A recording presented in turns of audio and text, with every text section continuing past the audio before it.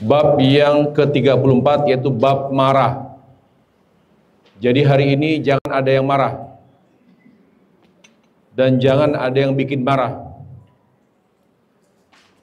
Begitu jamaah ya. Semuanya harus lebih sabar, semuanya harus lebih beradab. Baik, tentang marah. Apakah marah itu selalu negatif dalam Islam? Apakah marah itu selalu negatif dalam Islam? Ya. Kita katakan marah tidak selalu negatif. Tapi marah itu sendiri konotasinya negatif atau cenderung kepada hal yang negatif. Dalilnya adalah di mana Rasulullah Shallallahu Alaihi Wasallam ketika diminta wasiat dalam hadis riwayat Bukhari dari Abu Hurairah, di mana ada seorang meminta wasiat kepada Nabi Shallallahu Alaihi Wasallam. Lalu Nabi Alaihissalam menjawab, la taghdab, jangan marah. Ketika Nabi Alaihissalam berulang kali berkata jangan marah, berarti pada asalnya seorang muslim dan muslimah tidak boleh marah. Jadi marah itu harus jauh dari kehidupan kita. Ya, sifat marah itu, sifat pemarah harus jauh dari kehidupan dan karakter kita. Karena ketika Nabi Alaihissalam, artinya Nabi tidak mungkin memberi wasiat yang penting kecuali memang betul-betul berguna dan bermanfaat bagi kehidupan kita sebagai muslim. Karena Nabi Alaihissalam ketika diminta wasiat, ya, ta'khirul bayan an waqtil haja la yajuz. Nabi itu harus menjelaskan apa yang baik bagi umatnya dan apa yang buruk bagi umatnya. Karena Nabi mengatakan jangan marah, berarti hal yang paling penting dalam kehidupan muslim adalah jangan mudah marah. Berarti muslim itu tidak boleh pendek sumbuhnya. Seorang muslim harus jauh dari sifat marah. Itu dulu. Dasar dalilnya hadis Nabi SAW. Jangan marah. Jadi dia tidak boleh punya sifat marah, itu dulu. Dihilangkan dulu. Ya. Harus ada perjuangan untuk tidak mudah marah. Imam Nawawi rahimahullahu ta'ala ketika menjelaskan hadis ini, kenapa Nabi memberi wasiat jangan marah? Ditanya lagi wasiatnya, diminta wasiat lagi, beliau mengatakan jangan marah. Ditanya lagi atau diminta lagi untuk memberi wasiat, lagi-lagi Nabi menjawab jangan marah. Kata Imam Nawawi, kenapa Nabi berulang kali berwasiat kepada laki-laki tersebut dan seluruh umatnya jangan marah? Karena ketika marah dominan dalam hidup kita, ketika marah dominan dalam kehidupan seorang muslim, maka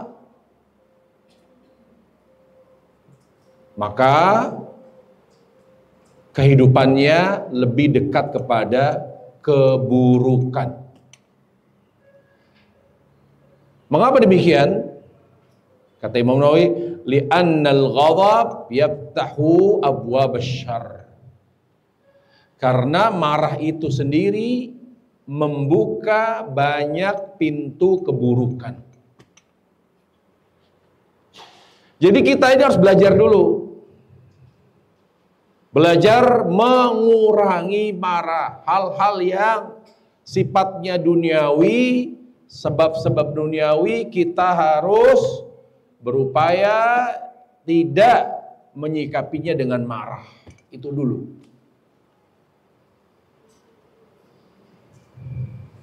Kalau ini belum tuntas, maka tidak akan bisa kita menghadirkan marah yang positif. Marah yang bernilai ibadah sulit. Tasfiyatu qabla tarbiyah. Perbaiki dulu, bersihkan dulu marah yang nggak benar. Bersihkan dari kehidupan kita marah yang negatif, yang merupakan pintu keburukan. Apa itu marah yang negatif? Marah yang negatif, kata ulama, marah yang dipicu oleh sebab urusan dunia. Itu marah yang negatif. Wa hadzal hadis yantabiqu ala hadzal ghadab. Hadis ini diterapkan pada marah yang seperti itu. Marah hanya karena urusan duniawi.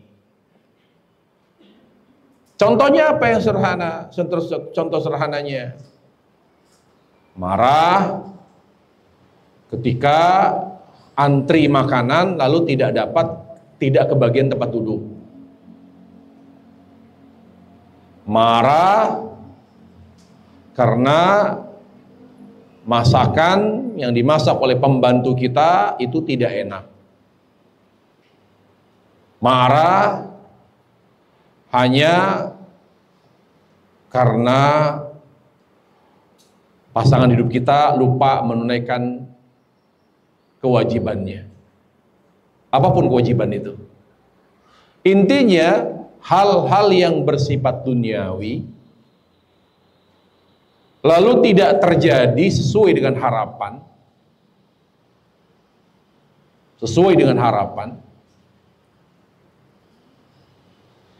lalu terpicu, lalu hal tersebut memicu kemarahan, dan inilah marah yang dilarang oleh Nabi SAW.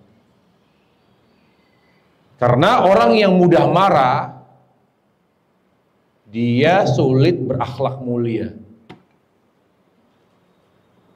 Saya ulangi, seorang yang mudah marah, makanya saya lihat di sini jamaah yang ada di sini kayaknya jarang marah. Insya Allah rata-rata akhlaknya mulia, insya Allah. Jadi kuncinya berakhlak mulia, tidak mudah marah. Pertanyaannya, Ustadz, saya jarang marah tapi sering ngambek. Ya, itu beda-beda tipis. Ya, kalau marah objektif, cenderung objektif dia, alasannya ada. Kalau ngambek kadang tanpa alasan, atau alasannya ringan, tapi sama jenis marah juga itu sebetulnya. Jadi kita sulit berakhlak mulia kalau kita mudah marah, apalagi karena hal-hal sepele. Sampai sini dulu. Nah, kalau kita sudah bisa mengatasi marah yang disebabkan oleh karena urusan dunia, bukan berarti kita harus menghilangkan semua sifat marah. Karena sifat marah itu manusiawi. Dia harus disalurkan. Pada manusia rata-rata ada sifat marah. Justru dipertanyakan imannya kalau dia tidak pernah marah. Misalnya ketika melihat maksiat, ketika keluarganya berbuat maksiat. Ada hadis mengatakan dayyus. Laki-laki itu dayyus. Siapa? Laki-laki yang melihat keluarganya bermaksiat tapi tidak bergeming. Tidak ada cemburu, tidak melakukan apapun, tidak bertindak, tidak mencegahnya dari kemungkaran. Ini namanya dayyus. Diharamkan surga oleh Rasulullah SAW. Kenapa dayyus? Karena nggak marah. Lihat istrinya pelukan sama laki-laki.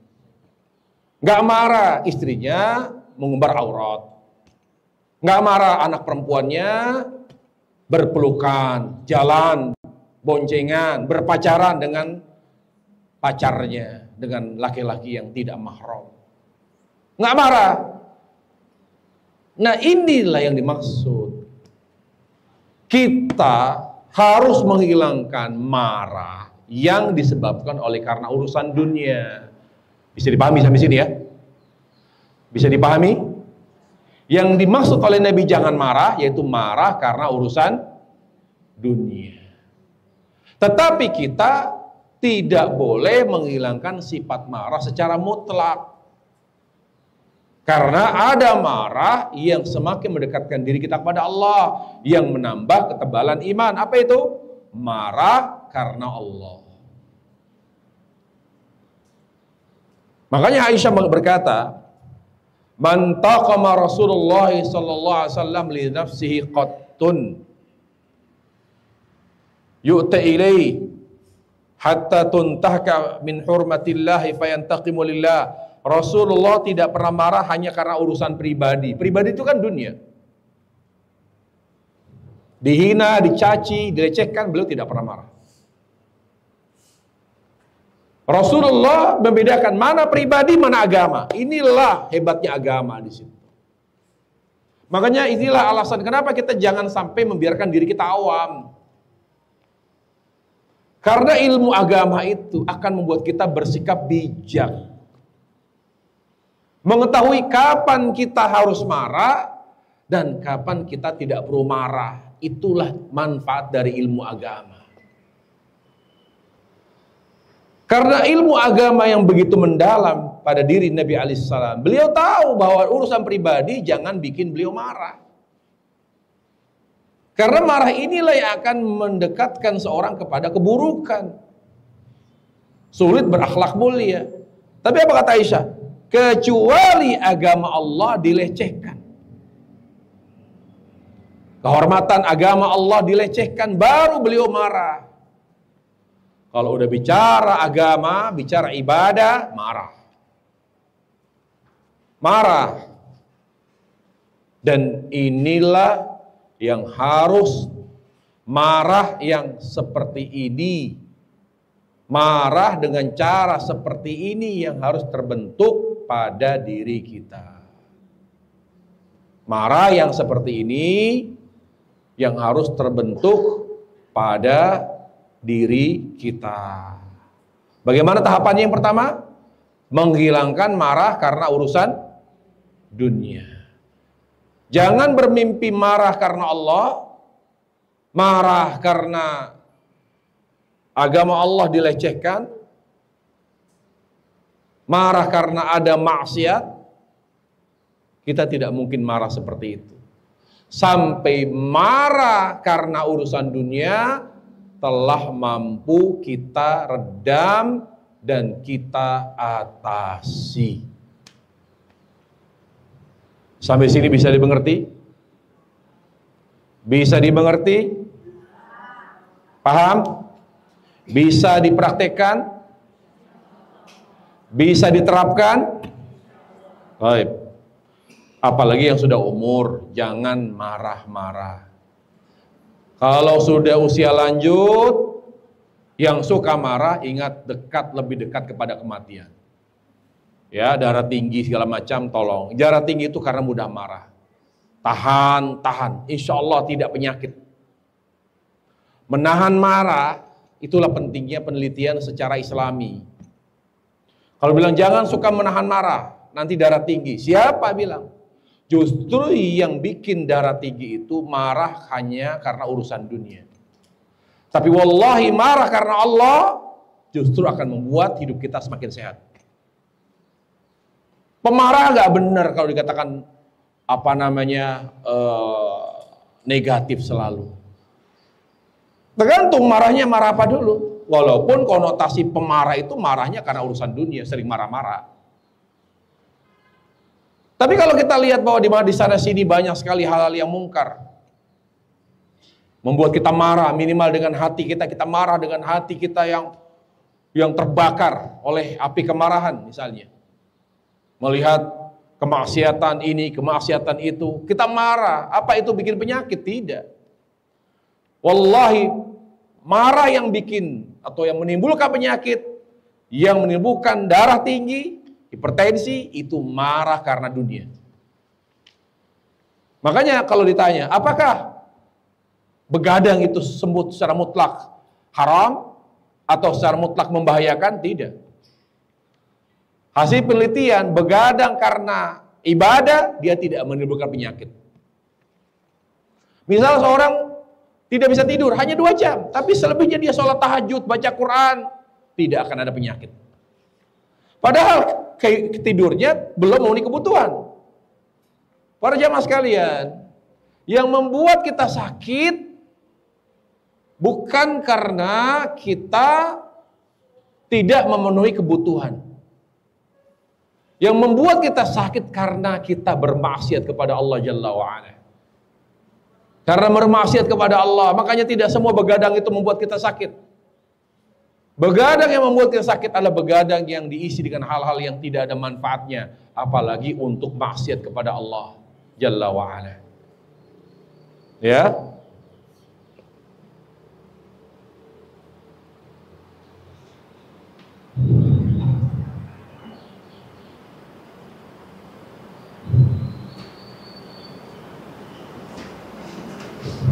Sekarang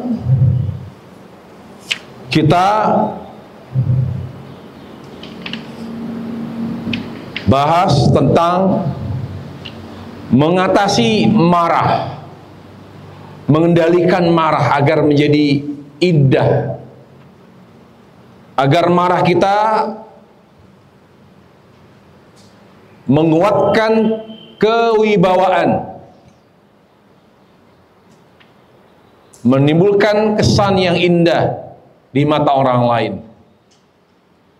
dan menimbulkan keridhaan Allah Jalla wa'ala. Yang pertama, tidak marah kecuali karena perintah Allah. Tanya sama diri kita, saya marah hanya karena misalnya tidak dibuatkan air. Saya marah karena misalnya tempat baju kita berantakin sama anak misalnya. Tanya, adakah perintah Allah? Apakah Allah merintahkan boleh marah, silakan marah kalau ada urusan seperti itu? Nah, kalau tidak ada perintahnya, maka upayakan diredam, ditahan. Jadi jangan marah kecuali karena adanya perintah dari Allah untuk bisa marah. Upayakan para jamaah, jangan marah hanya karena urusan dunia. Dan itulah yang Allah puji dari orang-orang yang seperti itu. Kata Allah Jalla wa'ala, salah satu karakter utama orang yang bertakwa, wal kadhiminal ghaidh, mampu meredam emosi, yaitu meredam emosi yang disebabkan karena urusan dunia. Dan bukan karena dia tidak mampu. Misalnya dia dipicu kemarahannya oleh seseorang yang dia bisa membalasnya, ya, oleh tetangga misalnya, dipancing emosinya. Dan ini urusannya dunia, bukan urusan agama, bukan urusan akhirat. Dan kita mampu membalasnya. Siapa yang marah, ya, siapa yang mampu menahan marah hanya karena urusan dunia, mampu menahan dan juga mampu membalas, tapi dia tetap tahan, menahan untuk tidak membalas kepada orang yang memicu kemarahannya. Apa kata Nabi alaihissalam? Pada hari kiamat Allah akan puji di hadapan seluruh makhluk. Misalnya kita mampu marah sama pembantu kita, hanya karena urusan teknis, misalnya dapur belum dirapikan, dia lupa karena dia harus mengerjakan nyuci dulu, dia harus mengerjakan mencuci pakaian dulu. Sementara dapur itu kan, ya mungkin dia habis subuh, dia nyuci dulu, dia lupa membersihkan dapur, sementara dapur akan dipakai untuk masak, buat menyiapkan sarapan. Kita sebagai majikan datang kok masih berantakan, yang semalam belum dirapikan, lupa, padahal pembantu udah ada. Kita kesel, padahal udah harus menyiapkan sarapan. Nah, kita harus tahan. Bisa saja kita luapkan emosi kita kepada pembantu, dipanggil, "Mbak, sini kamu, Mbak." Tahan. Siapa yang mampu menahan emosi dan mampu meluapkannya kepada orang yang menjadi objek marah kita, tapi mampu kita tahan, maka kita akan termasuk orang-orang yang dipuji oleh Allah di hadapan seluruh makhluk di hari mahsyar. Bahkan untuk laki-laki ini dipersilahkan memilih bidadari. Dua keutamaan orang yang mampu menahan emosi karena urusan dunia dan dia mampu membalasnya. Allah Jalla wa'ala akan memuji kita di padang mahsyar di hadapan seluruh makhluk, dan juga Allah akan mempersilahkan kita laki-laki dan juga perempuan. Kalau laki-laki dipersilahkan memilih bidadari, kalau perempuan dipersilahkan memilih siapa perempuan? Memang ada bidadara? Ya. Memang ibu kuat siap melayani 5 laki-laki? Ayo. Insya Allah kaum wanita pun akan dipersilahkan memilih laki-laki tampan. Ya, mau pilih 10, 15, 20 boleh. Dan jangan dibayangkan ibu seperti sekarang.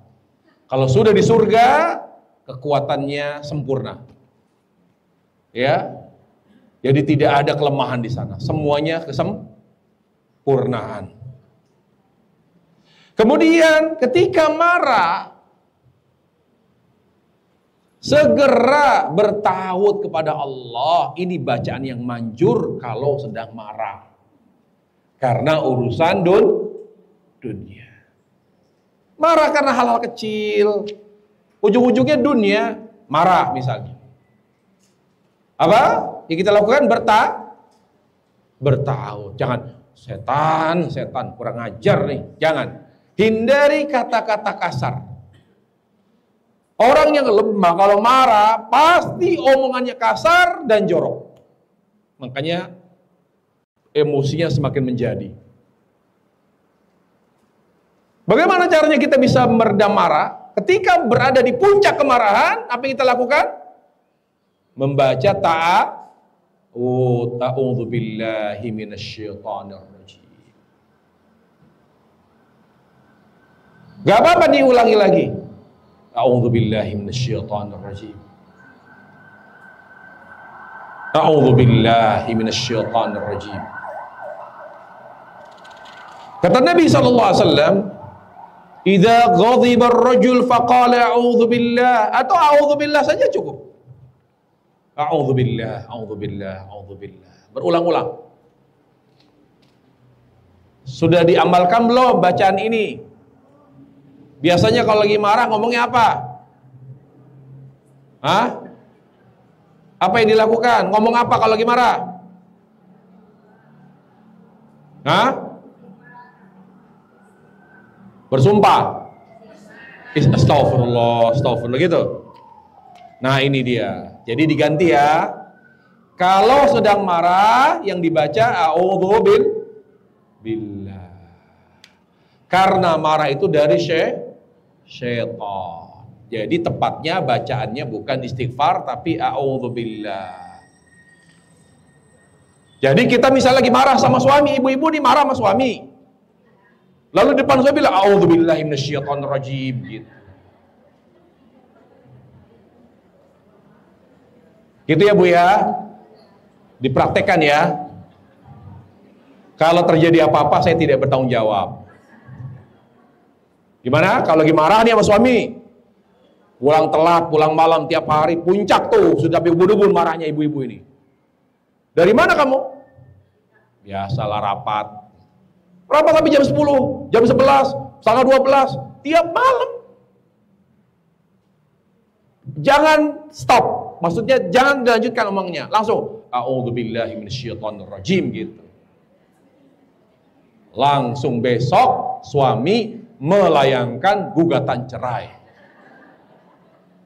Oleh hakim ditanya, kenapa? Karena saya dianggap setan, Pak, sama istri saya. Kok bisa di depan saya dia bertaut kepada syaitonir rajim? Jadi kalau mau bertaut gimana kalau marah sama suami? Bertaut tapi jangan dengan suara a'udzubillah, a'udzubillah. Berulang-ulang. A'udzubillah, a'udzubillah, a'udzubillah. Gitu ya? Boleh ditambah a'udzubillahi minasyaitonir rajim boleh, tapi sesuai dengan arahan Nabi, baca a'udzu.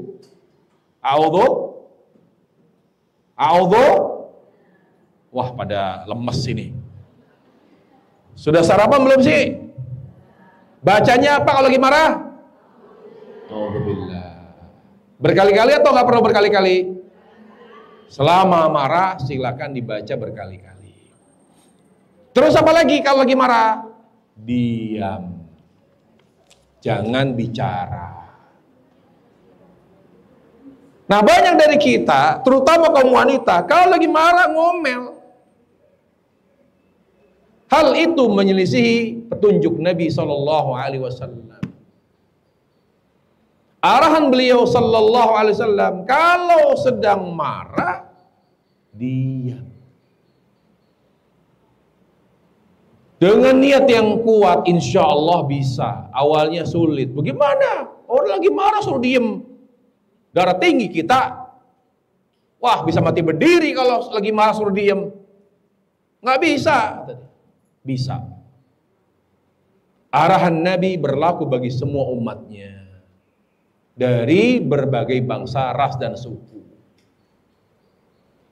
Apa kata Nabi alaihissalam? Wa idza ghadaba ahadukum falyaskut. Apabila salah seorang di antara kalian sedang marah, maka hendaklah diam. Ditupayakan jangan ngomong.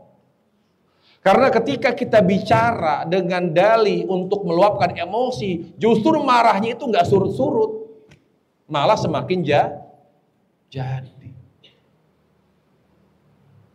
Diingat itu, diamalkan ini. Kalau lagi marah, a'udzubillah.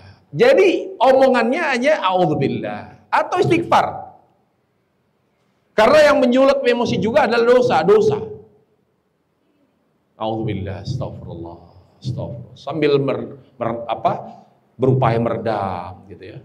A'udzubillah, astagfirullah. A'udzubillah. Walaupun dia terus lawan kita, yang memicu marah itu selalu bahkan mancing-mancing. Jadi dia malah, ayo marah kata dia. Ayo, berani gak sama saya kamu? Tetangga kita macam gitu. Kamu gak tahu siapa saya? Iya, saya nggak tahu. Katanya, kamu ini udah miskin, ngontrak, belagu lagi. Wah, astagfirullah, a'udzubillah. Dia menjejak banyak ngomong. Terus dipancing sama tetangga kita yang provokasi itu. Ambil pisau dapur Bu, tusuk aja langsung.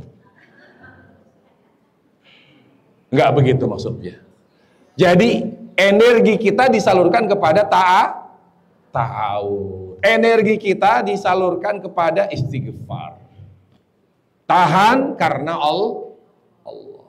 Mampu nggak kita membalas? Sangat mampu sekali. Nah inilah solusi insya Allah bagi problematika umat di tengah masyarakat. Kenapa banyak terjadi masalah di masyarakat? Rata-rata karena marah. Hanya karena urusan parkir, hanya karena urusan pembatas tanah, hanya karena urusan pohon, ya rantingnya menjorok ke rumah tetangga, itu jadi masalah. Aduh, hanya karena urusan sepele, akhirnya ujungnya apa? Ada lagi di kasus, berbagai macam kasus, rumahnya di belakang ditutup tembok. Di Bekasi, rumahnya gak ada akses untuk keluar, akhirnya lewat mana? Lewat got. Kasihan itu ibu-ibu, dia nggak bisa keluar ke depan, karena untuk ke jalan dia harus lewat got, lewat selokan gitu. Ya udah minggir, dipegang-pegang, karena tadi nggak ada komunikasi, yang itu adalah alot. Nggak ada yang namanya tenggang rasa. Ya, saya pernah main di rumah saudara di Lebak Bulus. Depan rumahnya, padahal apa ya? Dia ada masjid gitu, bukan masjid, ada jalan, tapi sama yang di depan rumah yang punya rumah sendiri, karena dia ngontrak saudara itu. Tapi temboknya dilebarin. Padahal dia tahu depan samping rumahnya itu ngontrak dan jalannya sempit, tapi apa dia dilebarin lagi, sampai motornya sempitnya luar biasa. Saklek banget. Nggak boleh berkurang tanah dia. Jadi kalau ada kelebihan bata atau tembok itu harus tidak boleh makan tanah dia, tapi harus melebihi apa? Melebihi tanah dia. Itu kan sangat memicu marah itu. Ya. Nah, ini penting para jemaah sekalian. Kemudian yang berikutnya, cara mengatasi marah. Ketika kita sedang marah dan dalam posisi berdiri, apa yang kita lakukan? Duduk.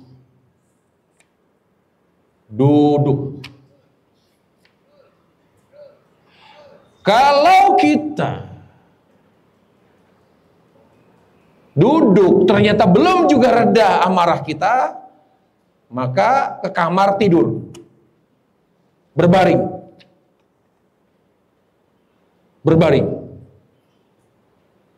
Insyaallah ta'ala dengan duduk, kalau tidak juga mereda amarah kita, emosi kita, maka kita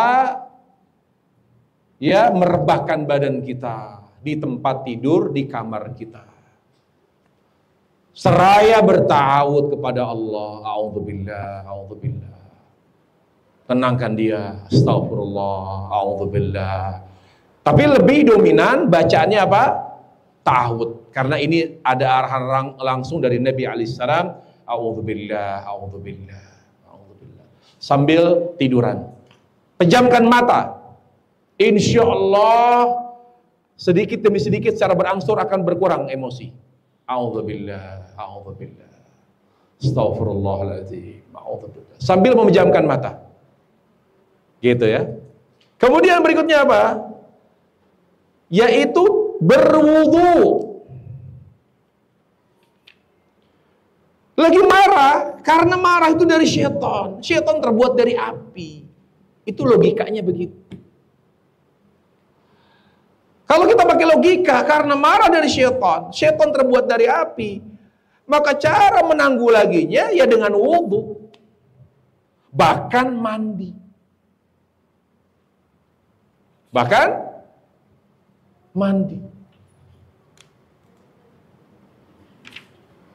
ya, insya Allah itu darah itu yang tadinya naik ke kepala itu insya Allah sedikit demi sedikit akan turun, berangsur dia. Wudu, bismillah. Niatkan wudu karena Allah, karena perintah Allah. Bismillah. Wudu. Masih juga tersisa rasa marah. Wah, ini bahaya kalau marah terus ini. Kebetulan belum mandi juga. Mandi sekalian. Dan sampoan. Basahi rambut. Bismillah. Niatkan mandi kita ingin meredam emosi. Insya Allah Allah mudahkan. Insya Allah Ta'ala. Kemudian sabar. Tidak mungkin kita bisa meredam marah kalau ada keinginan untuk membalas. Nggak mungkin. Segala sesuatu bergantung pada niat. Kalau niat kita di awal, saya ingin belajar sabar, saya ingin menjadi orang yang pemaaf, insya Allah bisa. Tapi kalau nggak ada niat untuk menjadi orang yang sabar, untuk menjadi orang yang memaafkan, ya nggak bisa. Jangan coba-coba ada yang nyenggol saya nyenggol bacok ya. Nggak bisa dia, walaupun pakai tawud, walaupun istighfar, walaupun duduk, karena niatnya tidak ada, niat baiknya nggak ada.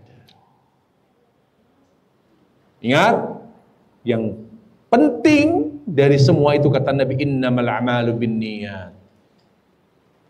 Jadi kalau kita ingin dimudahkan Allah bisa mengatasi emosi, meredam amarah, kita harus mantapkan niat kita untuk menjadi orang yang lebih sabar, untuk menjadi orang yang lebih banyak memaafkan kesalahan orang lain. Itu dulu. Itu pondasi. Pondasi dasar, kekuatan yang membuat seorang bisa meredam emosi. Yaitu keinginan kuat untuk menjadi orang yang pemaaf. Padahal dia bergejolak di dalam jiwanya. Aduh, bergejolak. Ada perang batin di situ. Tapi bismillah, sekarang saya udah niat untuk jadi orang yang sabar. Justru kita sendiri yang berantem sama diri kita sendiri. Kita mau meledak, mau marah, kita lawan sama diri kita. Ngapain marah? Kan udah niat mau jadi pemaaf. Kan sudah niat untuk jadi orang yang sabar. Udah jangan dilanjutkan marahnya. Jadi sebelum kita luapkan, di dalam ini sudah ada perang batin, perang internal namanya. Niat itu harus ada. Makanya apa kata Allah di surah Asy-Syura ayat 37? Wa idza ma ghadibu hum yaghfirun. Apabila mereka marah, mereka akan memberi maaf. Jadi sebelum berbicara tentang teori mudah mengatasi marah, meredam emosi, para jamaah, kuatkan niat untuk menjadi orang yang sabar. Tanpa niat yang lurus tidak akan dimudahkan Allah. Para jamaah, niat yang baik itu sebab Allah menolong kita. Mungkin nggak saya menjadi orang yang temperamen ini bisa jadi lembut? Bisa, dengan izin Allah, dengan taufik dari Allah. Bisa. Bisa berkat taufik dari Allah Jalla wa'ala. Kadang misalnya gini, saya sering ya, waktu saya tugas di Timur-Timur, tugas dakwah 10 bulan di Timur-Timur, seperti 10 tahun rasanya. Di sana saya digembleng oleh tentara, luar biasa, banyak silaturahim lah. Saya punya orang tua angkat di sana di Timur-Timur. Dia wakil ketua MUI Timur-Timur. Itu banyak mengajarkan saya jadi orang yang lembut. Padahal dalilnya lebih paham saya. Teorinya lebih saya kuasai tentang marah. Tapi dia tidak pernah marah. Tidak pernah marah. Banyak wejangan-wejangan yang beliau berikan kepada saya. Beliau berkata di antaranya, seorang ustadz itu jangan pesimis. Ya, karena semakin ke depan zaman itu semakin mereka butuh ustadz, kata dia. Jadi jangan takut persaingan. Banyak muncul ustadz-ustadz. Insya Allah manusia itu ya walaupun semakin banyak ustadz yang dianggap bersaing, jangan dianggap bersaing. Semakin ya banyak manusia, semakin banyak ustadz, ingat, semakin banyak kaum muslimin yang gersang jiwanya. Semakin banyak jiwanya yang gersang. Jadi tidak akan pernah mereka habis, tidak akan terpenuhi oleh 1-2 ustadz. Karena semakin dia mendekati kiamat, semakin banyak sekali ustadz gitu, justru semakin tinggi kebutuhan. Kenapa? Jiwa mereka itu semakin gersang, semakin kosong. Jadi jangan khawatir tidak dapatkan rezeki dari Allah Jalla wa'ala. Yang kedua, seorang ustadz itu kata dia harus menyampaikan dakwah yang mudah, yang sederhana. Jangan terlalu sulit kata-katanya. Harus tenang, sabar, lembut. Satu hal, seorang dai jangan mudah marah. Karena dakwah itu bukan hanya menyampaikan qala Allah qala Rasul. Tapi dai itu harus mendapatkan tempat di hati. Kalau mereka sudah berkesan sama kita, apapun yang kita sampaikan pasti akan diterima. Makanya tampilkan kelembutan, jangan mudah marah. Bayangkan saya belajar dalil, saya belajar agama, tapi saya nggak tahu bagaimana cara meredam emosi. Jadi ilmu itu ternyata ada yang bisa kita ambil, kita tuntut di sekolah, ada yang bisa kita dapat dari masyarakat. Ya, jadi tadi niat yang kuat untuk bisa menjadi orang yang sabar. Niat yang kokoh, niat yang mantap untuk menjadi orang yang kalau ada yang menyakiti, ada yang memancing emosi, kita berusaha untuk memaafkan, memaklumi. Wa idza khatamul jahiluna qalu salama. Orang yang ibadur rahman itu dia tidak pernah merespon, tidak pernah bereaksi ketika ada orang-orang bodoh yang mencoba memprovokasi. Ketika ada orang-orang bodoh mencoba memprovokasi, memicu emosi, qalu salama, nggak ditanggapi, nggak direspon. Ya memang begitu orang bodoh. Tetangga, oh dia bodoh, oh dia begitu, sabar. Kemudian apa? Yang terakhir, tidak membalas keburukan dengan keburukan. Misalnya kita lagi di jalan, ada orang lawan arah, berada di arah kita, tapi dia merasa dirinya nggak salah. Lalu kita klakson, katanya. Kemudian kita dipelototin. Astagfirullah. Yang salah kan dia. Kok lebih marah dia? Makanya manusia terkuat di dunia itu siapa? Mak-mak. Itu manusia terkuat. Polisi dilawan. Manusia terkuat dunia itu ya mak-mak. Kenapa? Bayangkan seringkali mereka pakai motor, sennya ke kanan, beloknya ke kiri. Ditegur, bu, itu sennya kanan. Apa? Kata dia. Allahu Akbar. Kalau ditabrak, ibu tadi sennya ke kanan, bu. Makanya saya kiri. Loh, memang kenapa emang? Anda yang salah, orang saya mau belok kiri, kenapa Anda ke kiri? Kata dia. Itulah manusia terkuat di dunia. Jadi perempuan itu kelebihannya, terkuat di dunia, tidak ada rasa takut. Perempuan itu apa? Ahli sejarah, mengingat semua keburukan-keburukan suami, itu ahli sejarah itu dia. Ingat itu, yang nggak enak dari suami diingat, itu ahli sejarah perempuan itu. Makanya terkuat, ahli sejarah, kalau gelar tuh udah profesor itu. Tinggal sering bikin jurnal tentang sejarah-sejarah keburukan suami, itu jurnalnya itu. Jadi luar biasa. Makanya para jemaah sekalian, wallahi kalau ada seorang wanita lembut, saya yakin suami itu sangat sayang sekali. Makanya Khadijah, dia itu bukan jutawan. Khadijah itu bukan milioner. Itu lebih. Dia punya kekayaan bisa ratusan miliar itu. Tapi apakah dia berani sama suami? Wallahi sangat lembut sama suami. Dari mana kita tahu dia lembut sama suami? Khadijah, bangsawan, cantik, kaya raya. Dia tidak berani bicara sebelum suaminya Rasulullah bicara. Luar biasa. Nabi datang ketakutan, panik, karena mendapatkan wahyu yang dia tidak paham, mengalami hal yang menakutkan, dia datang menggigil ketakutan. Apakah Khadijah ngajak bicara? Kenapa bang? Kenapa mas? Kenapa? Nggak ditanya, nggak berani nanya kenapa. Langsung diarahi ke tempat tidur. Kemudian Nabi katakan, selimuti aku. Dan beliau pun langsung mengambil selimut, diselimuti beliau. Tidak berani bicara, kenapa, ada apa, karena tahu. Suami kalau lagi capek, jangan diajak bicara. Itu istri itu. Jadi istri itu jangan lihat dari cantik, lama-lama juga peot.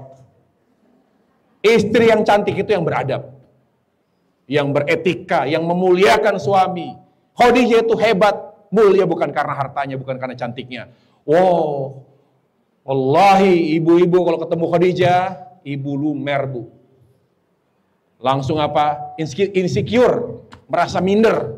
Cantik ya Khadijah luar biasa. Wallahi cantik sekali, kaya, tawadu, lembut. Dan yang membuat dia dikabarkan surga oleh malaikat Jibril, karena dia sangat lembut dan memuliakan suami.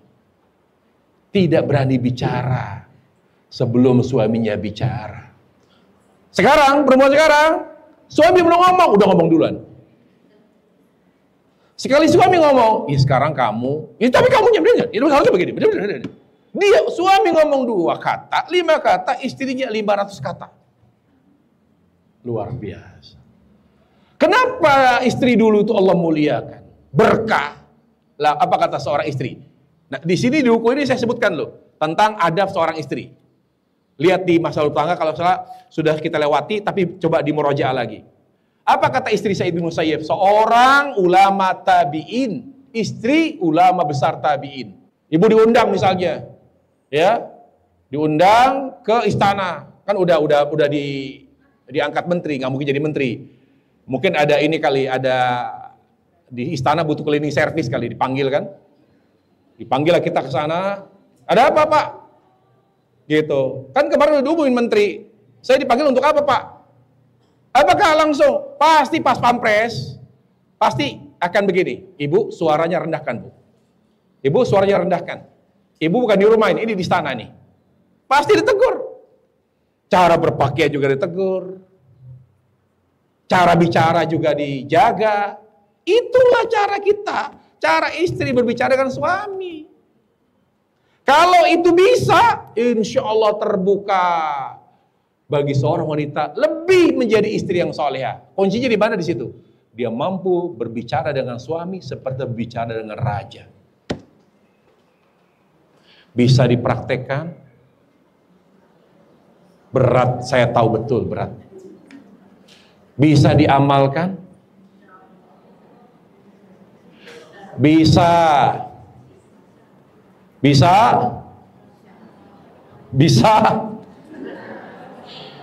Saya tahu berat Ibu. Ya. Tapi bismillah, semoga Allah mudahkan insyaallah. Semoga Allah mudahkan. Wallahu ta'ala a'lam. Jadi kita kalau lagi sedang marah, lalu ada kata-kata, ada sikap yang memicu emosi, menambah ya,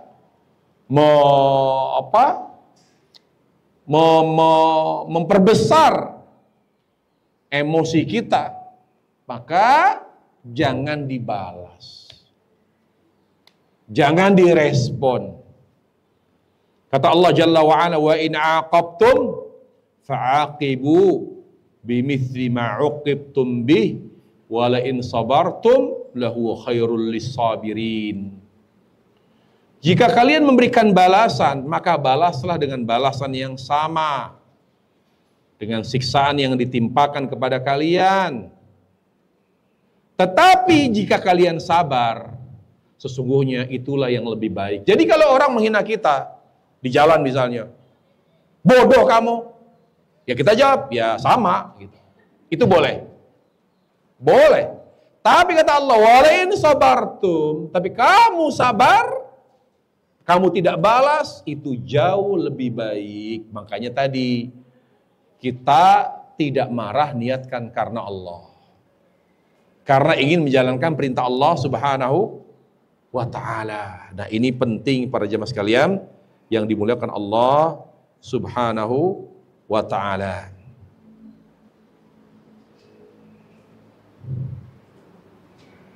Ada lagi nggak cara mengatasi emosi?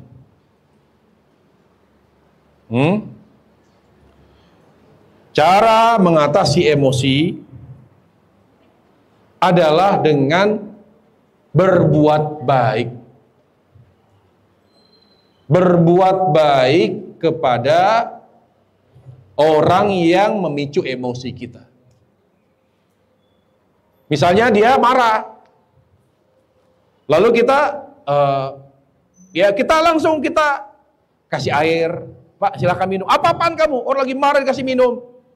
Apapun lah sifatnya berbuat baik kepada orang yang sedang marah. Itu cara jitu untuk meredam emosinya. Karena Allah berfirman, ya Allah Subhanahu wa taala berfirman dalam surah Al-Imran 34, wal kadhimil ghaidh wal 'afina 'anil nas wallahu yuhibbul muhsinin. Dan orang-orang yang meredam emosi, kemudian memaafkan dan berbuat baik. Jadi kita untuk bisa mengatasi selain menahan emosi, memaafkan juga berbuat baik kepada orang yang memicu emosi kita. Kita coba berupaya berbuat baik sama dia. Ya. Walaupun dia menanggapinya dengan macam-macam, tapi tetap kita niatkan karena Allah. Karena terus terang kalau ada kajian, terus ada banyak kegiatan, sangat mengganggu konsentrasi. Baik, kita bahas bab yang ke-35. Bab interaksi sosial. Bab bermasyarakat. Dari bab ini saya mengacu kepada dalil hadis, di mana manusia muslim harus bersosial, harus bermasyarakat, tidak boleh mengurung diri, tidak boleh sempit pergaulannya, harus luas pergaulannya. Karena salah satu manfaat dari interaksi sosial di mana kita bisa berdakwah, menebar kebaikan. Dengan bermasyarakat kita banyak memetik manfaat, dibantu, ditolong, ya banyak sekali manfaat, mengurangi beban ekonomi. Banyak sekali hal-hal yang kita lakukan tanpa bayar. Kenapa? Karena kenal sama kita.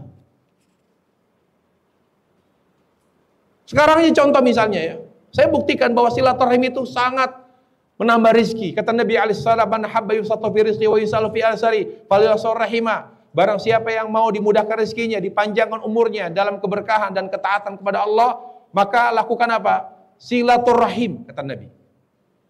Silaturahim kata ulama ada dua, yang khusus yaitu yang sama nasabnya, yang dihubungkan oleh rahim ibu kita, artinya yang punya hubungan famili, dan rahim silaturahim maksudnya kaum muslimin, manusia secara umum. Sekarang para jamaah sekalian, mencari kerja itu sulitnya sekarang luar biasa. Sulitnya luar biasa, sangat sulit sekali cari kerja. Kasihan anak-anak muda kita. Tahukah apa yang terjadi? Mereka yang ingin kerja itu selalu apa? Selalu mereka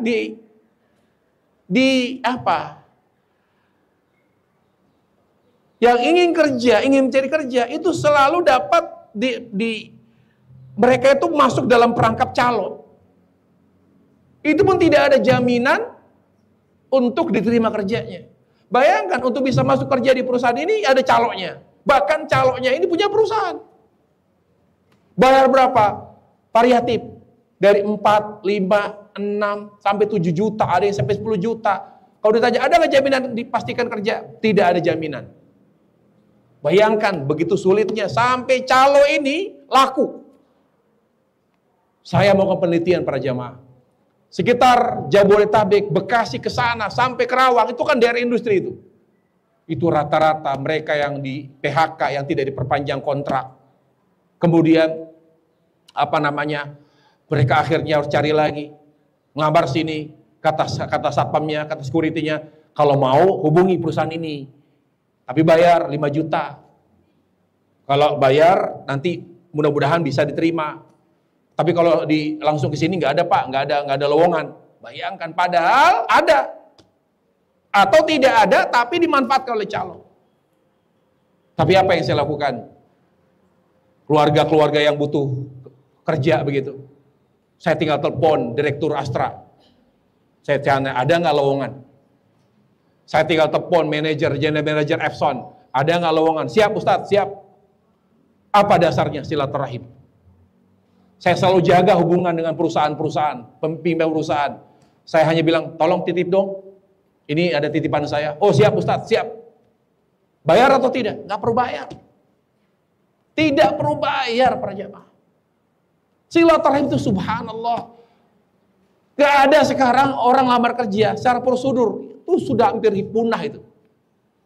CV hanya formalitas. Tapi ujungnya terima atau tidak, itu semua titipan. Rata-rata mereka yang kerja itu titipan. Inilah pentingnya berinteraksi sosial. Banyak kenal sama orang. Karena besar sekali manfaatnya, besar. Akan apa? Menambah rezeki kata Rasulullah SAW dan menambah berkah umur kita. Pertama para jamaah, yang ingin saya sampaikan dalam buku ini, ketika kita sadar bahwa kita makhluk sosial, harus sadar dulu. Kalau nggak sadar nggak akan pernah. Kita harus sadar bahwa kita makhluk sosial, artinya harus berinteraksi sosial. Harus bermasyarakat, itu dulu. Yang pertama sadar dulu. Kalau tidak ada kesadaran, sulit. Nah, kalau kita sadar, yang pertama kita lakukan apa? Kita harus murah senyum. Kita harus bermuka manis. Belajar dari surat Abasa. Nabi cemberut bermuka masam sama orang miskin, ditegur oleh Allah Jalla wa'ala. Abasa wa tawalla. Dia bermuka masam, itu Rasulullah, dan berpaling dari orang miskin. Jadi kalau kita bermasyarakat, yang paling harus ada pada diri kita apa itu yang tidak boleh dirubah, ditawar, bermuka manis. Ini yang penting. Kalau ada orang yang cemberut, suka cemberut, mahal senyumnya, berarti dia tidak sadar bahwa dia adalah makhluk sosial. Mau nggak orang dicemberutin? Mau tidak? Mau atau tidak orang-orang yang sekitar kita, tetangga-tetangga kita, lalu kita kasih wajah kita yang ditekuk, yang selalu cemberut. Mau atau tidak mereka? Mau atau tidak?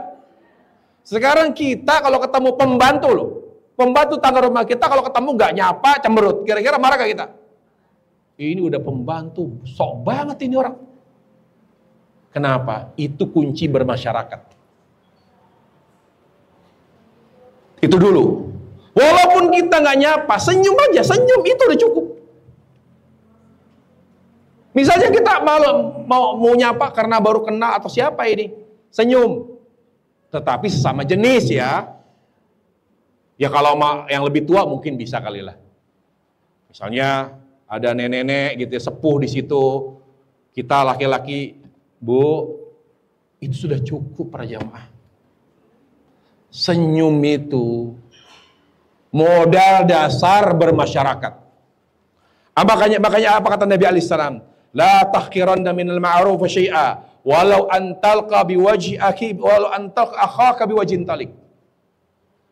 Jangan kamu pernah meremehkan kebaikan. Walaupun kamu hanya memberi senyuman, walaupun hanya bermuka manis di hadapan saudaramu. Itu satu.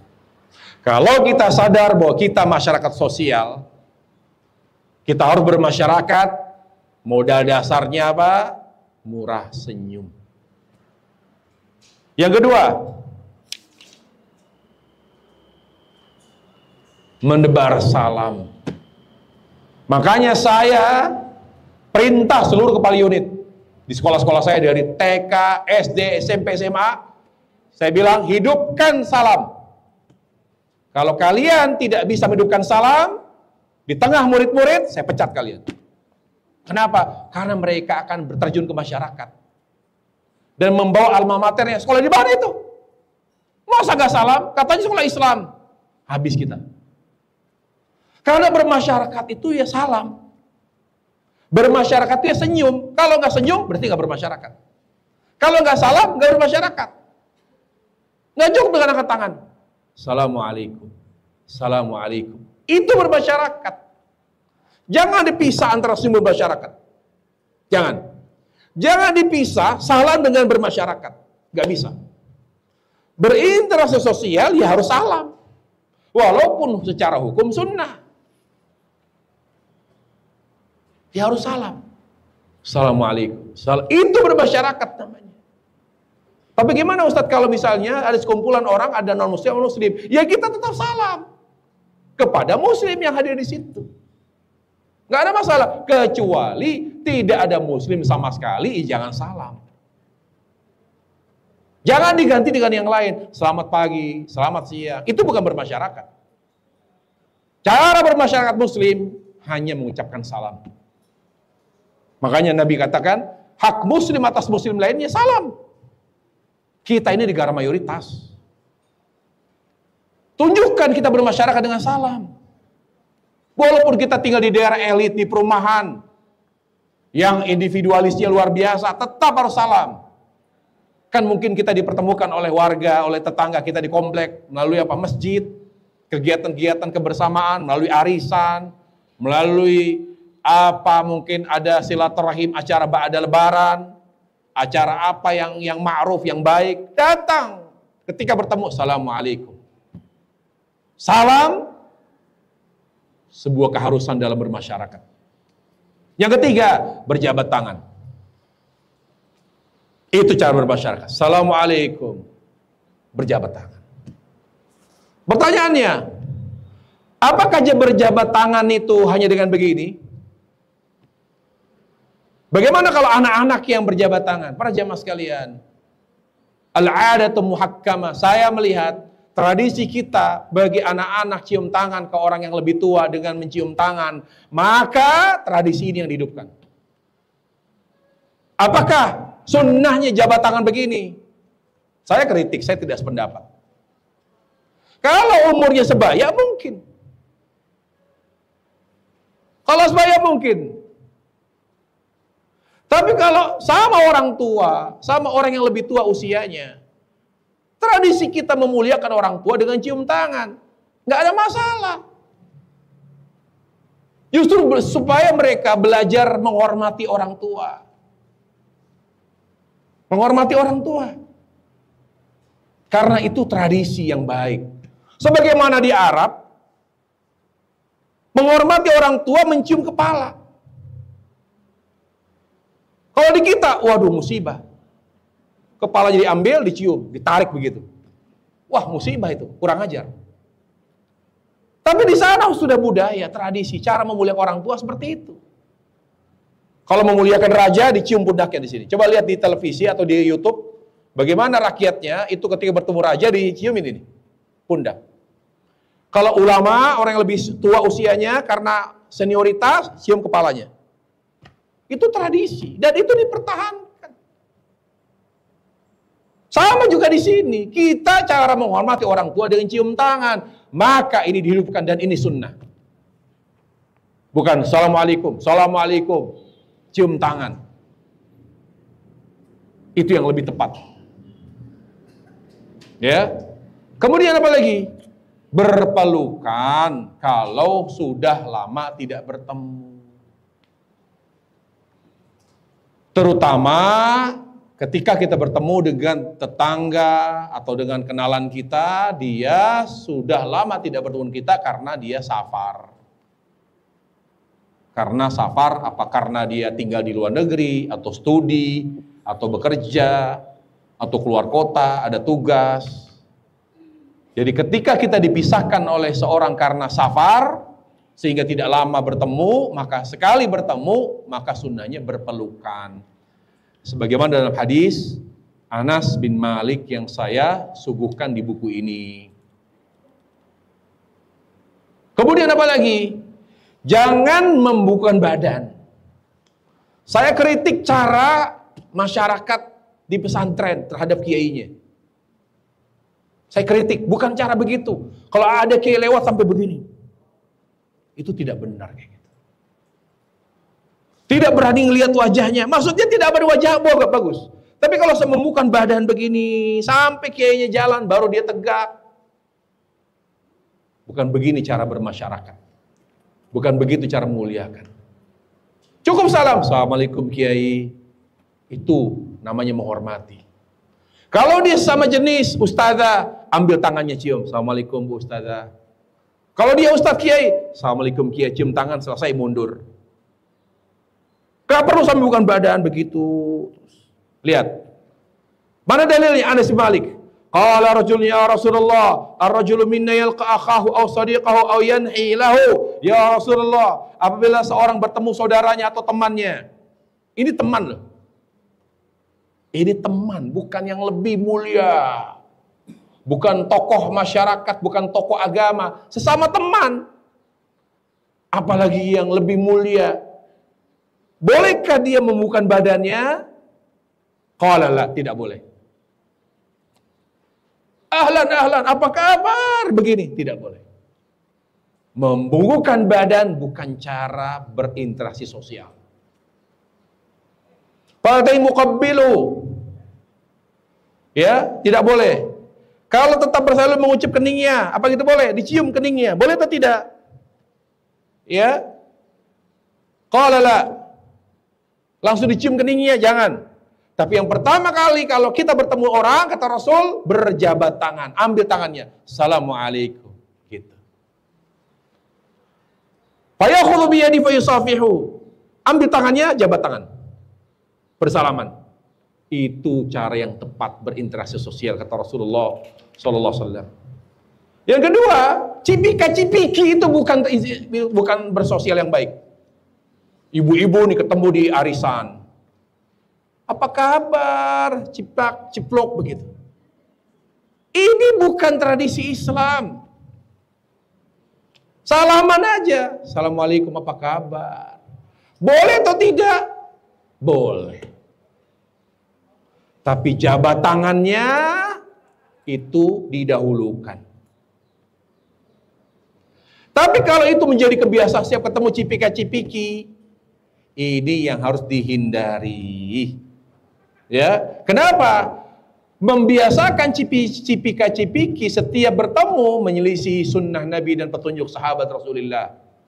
Yang disunnahkan ketika bertemu adalah hanya berjabat tangan dan hanya mengucapkan salam. Kemudian dalam bersosial, apa yang perlu kita perhatikan lagi? Yang kita perhatikan dalam bersosial adalah selektif dalam memilih teman dekat. Kalau ada di antara mereka yang menjadi dekat dari kita, pastikan dia adalah orang yang takut kepada Allah. Tidak cukup berjilbab saja. Tidak cukup berjenggot saja, nggak cukup.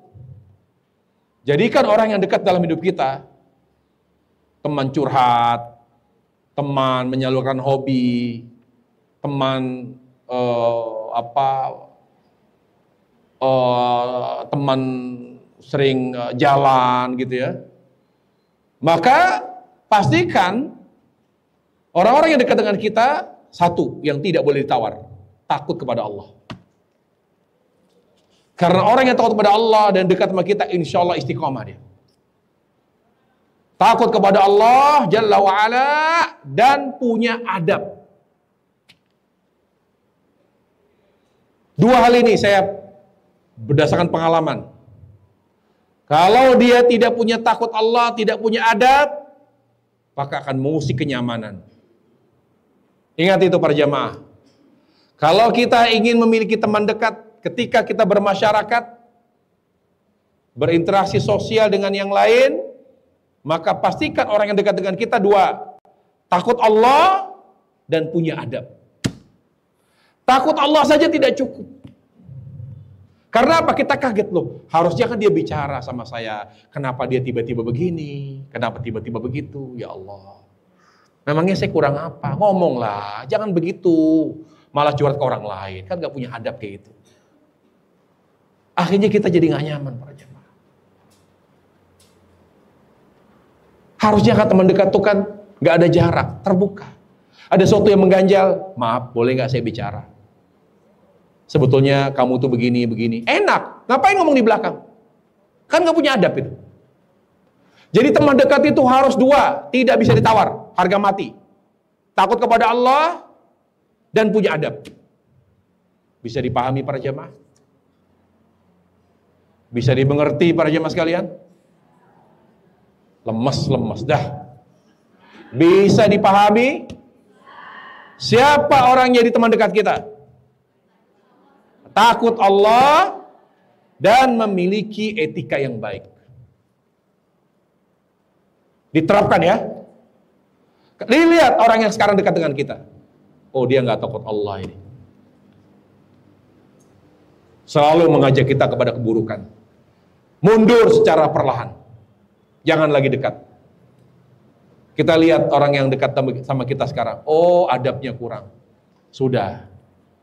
Dinasihati dulu, dikasih masukan. Kalau tidak, mundur secara teratur, pelan-pelan. Kemudian, kalau dalam berinteraksi sosial para jamaah, ketika kita berhubungan dekat dengan siapapun, tolong diluruskan niat kita. Berhubungan dekat dengan siapapun harus karena Allah. Jadi cinta kita kepadanya karena Allah, dan kebencian kita pun karena Allah. Itu, jadi marah karena Allah, benci karena Allah, cinta. Jadi warnanya, jadi hubungan dekat kita dengan orang lain itu diwarnai oleh apa? Warnanya cinta dan benci karena Allah. Marah karena Allah, cinta karena Allah, bukan dunia. Kalau ada unsur cinta kita, benci kita karena dunia, rapuh hubungan dekat kita dengan siapapun. Rapuh para jamaah. Pegang omongan saya. Makanya kata Nabi alaihissalam, "Awfaqu 'ural iman, al-hubbu fillah wal bughdhu fillah." Tali iman terkuat adalah mencintai karena Allah dan membenci karena Allah. Cinta karena Allah, benci karena Allah. Tabaraka wa ta'ala. Apalagi sama suami istri dalam rumah tangga. Jangan marah kecuali karena Allah.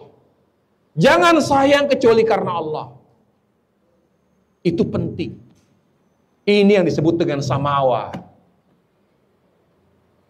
Betul. Materi tidak bisa menyatukan hati. Hanya Allah yang bisa menyatukan hati. Kapan hubungan kita langgeng? Ketika yang muncul semuanya karena Allah. Muncul sayang karena Allah. Tambah cinta karena Allah. Benci, marah karena Allah. Dijaga oleh Allah. Kan nggak ada hubungan itu selalu baik terus. Pasti ada kerikil di sana. Pasti ada pasang surut. Ketika pasang, naik rasa sayangnya karena Allah. Ketika surut, ingat, jangan tinggalkan Allah. Maka akan stabil hati kita, istiqomah.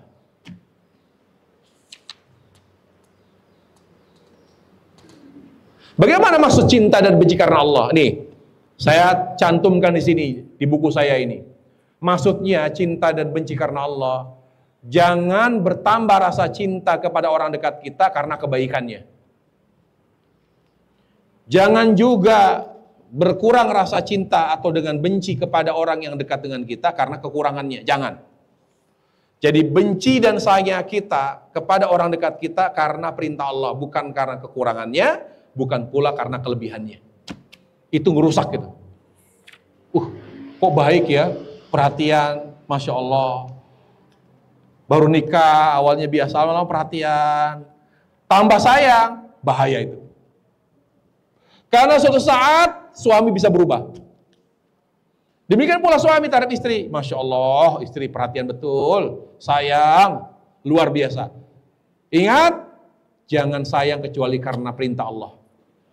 Karena ketika kelebihannya itu berkurang, kalau bukan karena Allah, maka berkurang pula rasa sayang kita kepada pasangan hidup kita, dan itu berbahaya.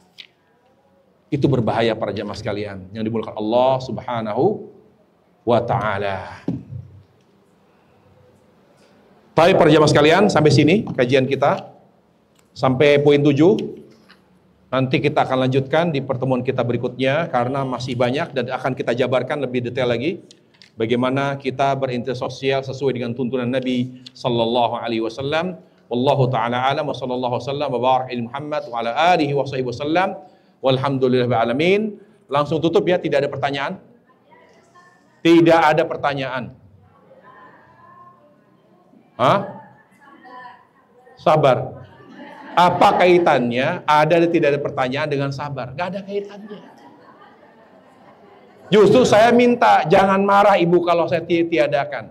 Jangan marah. Marahlah karena Allah.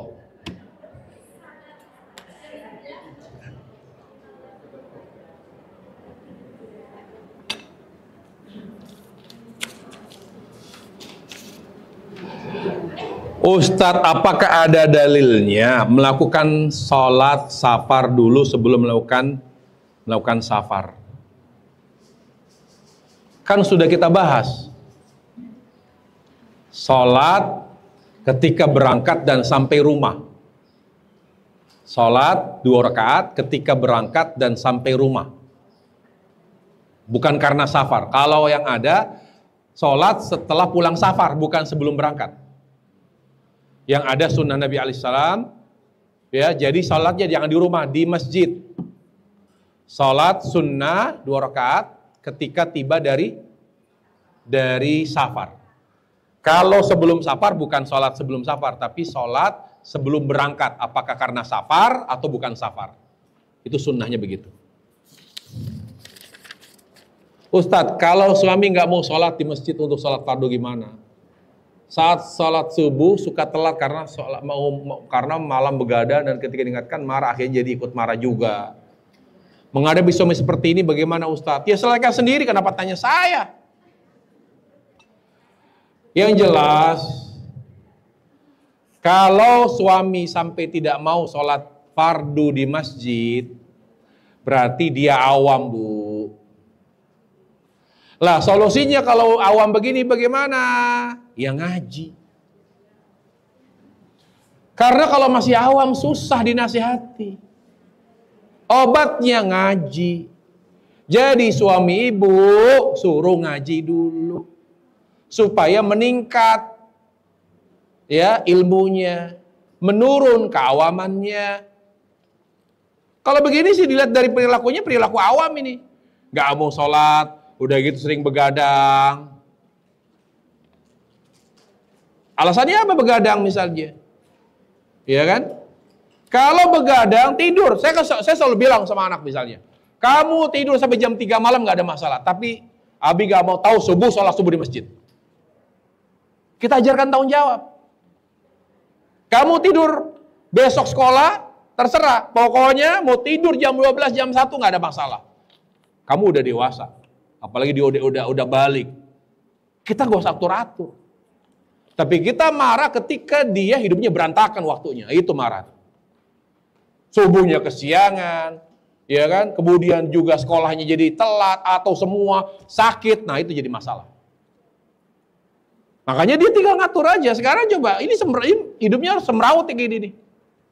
Jadi gimana solusinya? Suruh suami ibu ngaji. Insya Allah. Kalau hanya nasihat secara dadakan susah kayak gitu. Jika suami suka KDRT maupun verbal, KDRT secara fisik dan verbal, apakah harus sabar dan dimaafkan? Sedangkan suami tak pernah meminta maaf jika sudah melakukan KDRT.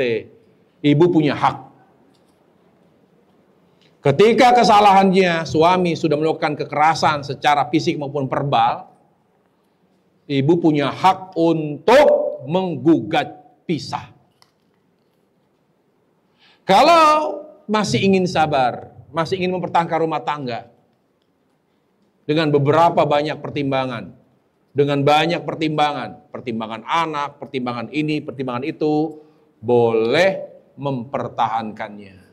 Tapi tentu tidak nyaman kalau tidak ada perbaikan. Karena orang yang sudah berani KDRT pasti akan begitu lagi. Bahaya kalau laki-laki KDRT. Kalau ada laki-laki sampai melakukan KDRT sama perempuan, sama istrinya, dia pengecut dia. Pengecut dia. Saya kenal banyak preman para jamaah. Saya kenal banyak preman. Ya. Apalagi preman daerah Tanjung Priok, kurang apa coba? Sangat disegani. Mereka itu ditakuti oleh preman-preman. Tapi sama istri itu tidak pernah mukul banyak. Rasulullah, gak usah preman itulah. Rasulullah itu tidak pernah mundur kalau perang. Tapi beliau pernah memaki istrinya. Beliau pernah menampar istrinya, memukul. Gak pernah. Kata Aisyah, makanan Nabi dharraban nisa. Nabi tidak pernah mukul istrinya. Jadi bisa kita pastikan kalau ada laki-laki sampai berani mukul istrinya, KDRT sama istrinya, mencaci maki, dia pengecut dia. Dia nggak berani lawan sama orang. Nggak berani dia sama laki-laki yang lain, beraninya sama perempuan. Itu pasti itu. Karena energi dia sebagai laki-laki, kejantanannya tidak disalurkan, makanya sama perempuan berani. Perempuan itu lemah. Gak usah pakai pukulan. Gak usah dicaci maki. Gak usah. Ya. Dengan sikap yang tegas saja. Kadang-kadang perempuan itu malah nangis. Bisa kita bilang begini. Ya, saya punya teman di daerah Bintaro, dia bilang, saya sama istri itu kalau marah saya tahan kata dia. Ya udah jangan gitu mah, jangan gitu. Tahu nggak Ustadz kalau udah puncak dia ngerewel terus mancing terus. Apa saya? Baru saya naik tuh. Sekarang mau kamu apa? Nah, diem tuh. Mau kamu apa? Saya udah bilang begini. Sudah saya jelaskan. Tapi kamu masih mancing terus. Sekarang mau kamu apa? Cukup itu. Nggak perlu ditempeleng, digebukin, dipukul, dicaci maki, dibego-begoin. Perempuan nggak perlu digituin. Nggak perlu. Perasaannya sudah sangat sensitif perempuan itu. Fisiknya lemah. Karena memang perempuan itu terbuat dari tulang rusuk kita. Kenapa harus dikerasin? Apa kata Nabi? Perempuan itu kalau dikerasin patah. Dibiarkan bengkok. Makanya sabar dalam mendidik istri. Istausu binisa'i khaira. Lembut, sabar dalam mendidik istri. Baik secara dalam mendidik dengan dalam tutur kata, sabar, lembut. Itu lebih mengena. Ya, lebih mengena di hati wanita. Jadi ini harus belajar lagi nih, laki-laki kayak gini nih. Bilang aja gini sama suaminya yang suka KDRT, Bu. Saya sabar, nggak apa-apa deh, saya maafkan. Kamu KDRT lagi, tapi tolong sekali-kali kamu berantem di luar gitu, Bu. Paham nggak, Bu? Dia suruh berantem suaminya, karena kayaknya udah lama dia nggak berantem tuh. Makanya beraninya perempuan, coba suruh berantem. Gitu, kalau perlu ibu kalau ibu di daerah ibu ada preman, bayar Bu preman itu. Suruh bayar, suruh berantem sama suami Bu. Dia berani nggak coba? Saya yakin dia takut. Saya pengalaman Bu, saya pengalaman hidup di tengah-tengah preman Bu. Saya udah sering lihat tangan putus, saya udah sering lihat kepala bolong, dibacok. Waduh, lingkungan saya luar biasa. Bagi saya kecil itu, ya sering saya. Hidup ini di tengah preman. Daerah paling rusak di Tanjung Priok, Bu, saya. Tawuran, sampai bunuh-bunuhan. Biasa saya. Tapi saya dapat dari preman itu apa? Setia kawan. Sama istri, wow, gak ada tuh mukul. Malah dimarahin istri, diem dia. Saya ada teman, oma saya lembut sekali, ada preman terkuat di daerah Tanjung Priok. Kalau amanah kecil, Dek, apa kabar? Saya dielus kepalanya. Padahal kalau dibacok ketemempan dia. Ditakuti di situ. Sama istrinya tuh nggak. Kamu sih Bang begini-gini. Iya udah, sekarang mau nyapa. Lembut sama istrinya loh. Itu preman itu. Makanya saya bilang, saya nggak usah pakai teori, nggak usah pakai dalil sama laki-laki yang suka kekerasan terhadap istrinya melakukan kekerasan. Suruh dia berantem sama preman. Dia mikir, dia baru, oh iya ya Allah. Karena saya merasa diri saya jago sama istri saya. istri, jangan dikerasin.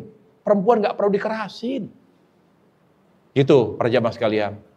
Saya tidak jawab dengan dalil, tapi dengan teori, dengan praktek sudah. Saya yakin orang atau laki-laki yang suka melakukan kekerasan karena dia adalah laki-laki pengecut. Wallahu ta'ala a'lam bissawab. Dan ibu tinggal banyak doa saja kepada Allah. Doa, sabar.